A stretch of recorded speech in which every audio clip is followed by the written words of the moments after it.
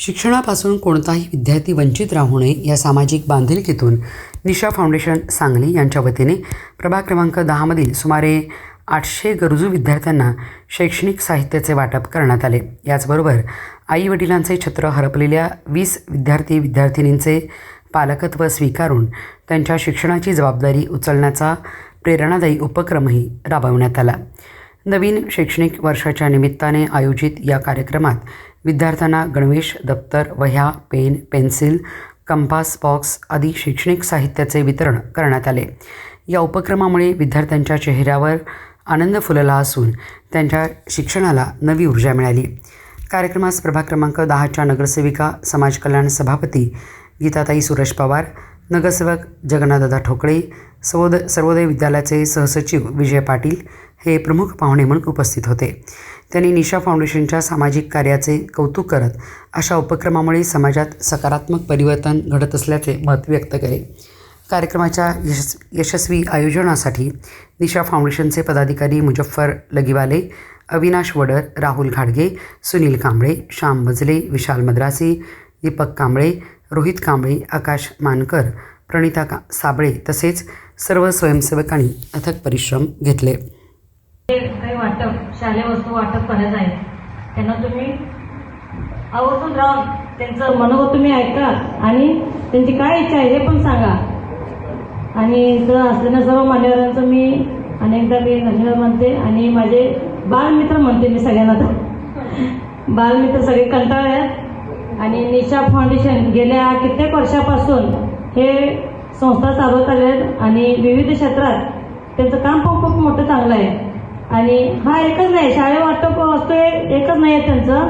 आणि गरजू महिला म्हणजे विधवा महिलांसाठी पण तिने साडी वाटप करतात। आम्ही प्रत्येक वर्षी त्यांचा कार्यक्रम बघत असतो आणि खरंच दादा मला तुमचा अभिमान वाटते की तुम्ही आज विविध क्षेत्रात आणि प्रत्येक वर्षी तुम्ही या गरजू मुलांना तुम्ही जे काही कार्यक्रम उपयोग करता, खरंच मला तुमचा खूप अभिमान वाटतंय। आणि तुमच्या फाउंडेशनला आम्ही सदैव तुमच्या पाठीशी राहील आणि निशा फाउंडेशनच्या पाठीशी आम्ही आहेत आणि या शाळेत जे काही वस्तू लागेल ते मी देण्याचा मी प्रयत्न करेन। धन्यवाद। आवश्यक ही अनेक गोष्टी सुरू आहे। एवढं संस्थेत न थांबता ज्या गरीब महिला आहेत की ज्यांच्या घरामध्ये 2 वेळचं जेवण देखील व्यवस्थित मिळत नाही, अशा देखील महिलांना त्यांनी यापुढे अनेकदा या ठिकाणी साड्यांचं वाटप केलेलं आहे आणि वेगवेगळ्या माध्यमातून हे समाजसेवेमध्ये अग्रेसर असणारं निशा फाउंडेशन या फाउंडेशनच्या वतीनं आपल्या सांगलीमध्ये प्रसिद्ध अशा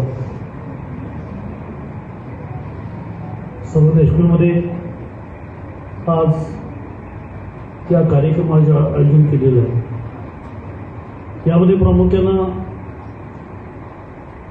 35 मुलांना या ठिकाणी गणवेश वाटप होणार आहे आणि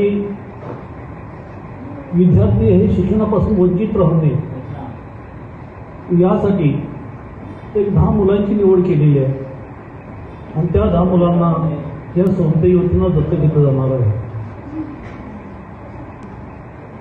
या व्यासपीठावरती आज उपस्थित असणाऱ्या आमच्या भगिनी आणि समाज कल्याण समितीच्या सभापती आदरणीय गीताताई पवार मॅडम, त्या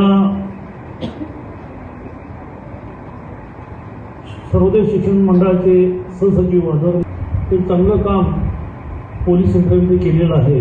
ते आमचे सहकारी निलेशजी साबळे, मुख्य बरोबरीवाले